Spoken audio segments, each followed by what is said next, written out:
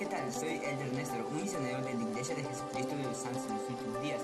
Justamente el día de hoy quiero compartir un mensaje acerca de la restauración del Evangelio de Jesucristo. La restauración del Evangelio de Jesucristo, perdido por muchos siglos, Dios lo ha restaurado por conducto de un profeta.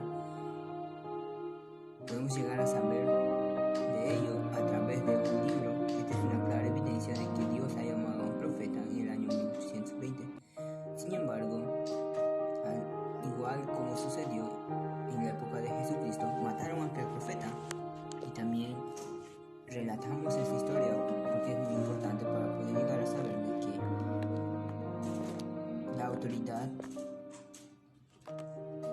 de Jesucristo que dio a cada uno de sus discípulos se perdió sobre la faz de la tierra.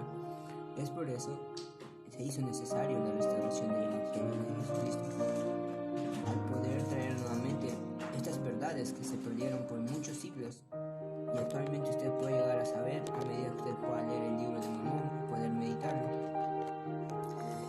Soy un testigo de que el Evangelio de Jesucristo restaurado aquí en la tierra nos bendice, nos da la oportunidad de poder aceptar